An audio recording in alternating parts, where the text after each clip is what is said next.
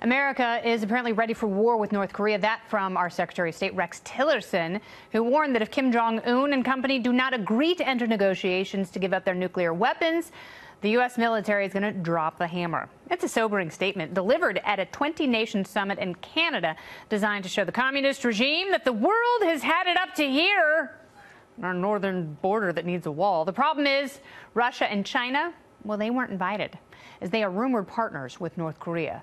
So there's not total solidarity, but what were you expecting? There is a bright spot amongst all of the dark talk of Armageddon.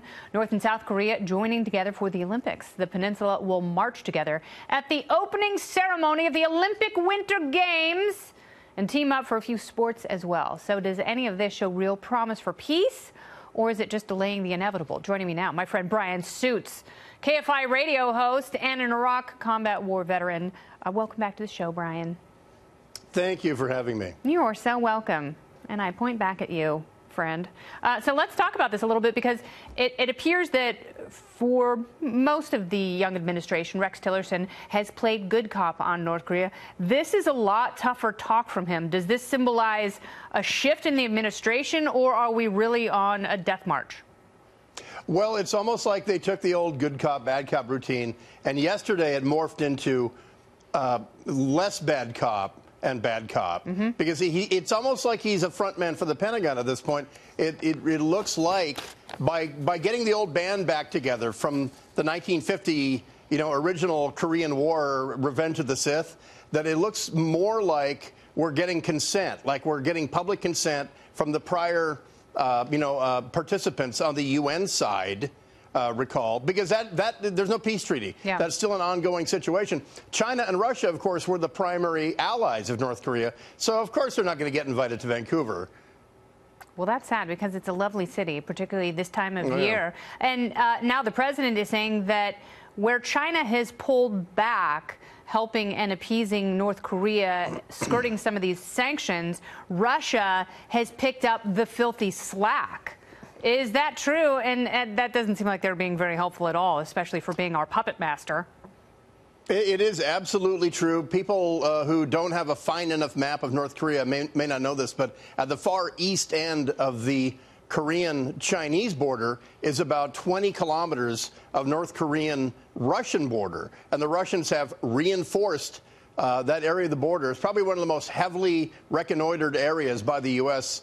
Of the earth right now. And yes, the Russians are taking North Korean coal out, which are not supposed to be, and large tarp-covered trucks are going into North Korea. So it's not it doesn't take a genius or a satellite to know this. No, and they're reinforcing it with whole wheat crackers and ham sandwiches and the like.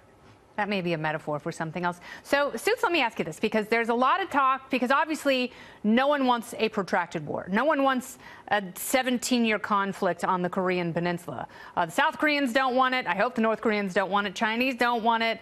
We certainly don't want it. But there's talk of something called a bloody nose. Explain what that is, because everyone nods and goes, oh, yeah, bloody nose, totally. But I think people really have no idea what it means, including myself.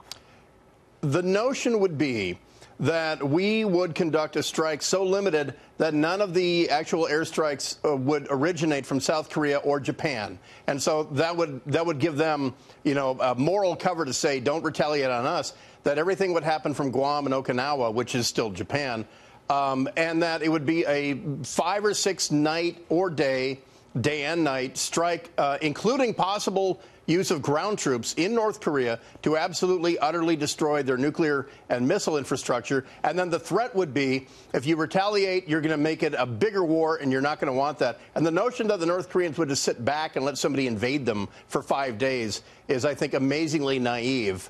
But the U.S. military's job is to be ready for every contingency. Yeah. So that's why they've been doing paratrooper drops in Nevada after a 4-hour flight from North Carolina, 4 to 5 hours. It simulates roughly getting on the plane in Guam and then dropping on North Korea.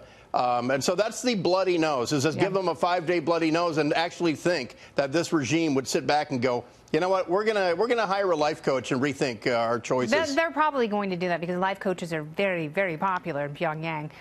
So we only have about 30 seconds left. What is the cost to us and to the world for North Korea keeping their nuclear weapons program?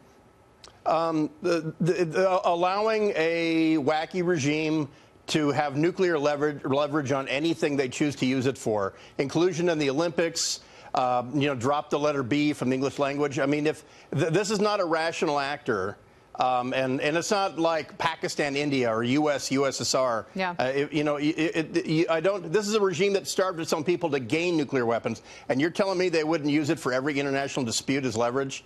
It's crazy. Yeah, they hurt and kill the people they purport to love most. So why wouldn't they use those weapons of mass destruction to kill people they actually hate, meaning us?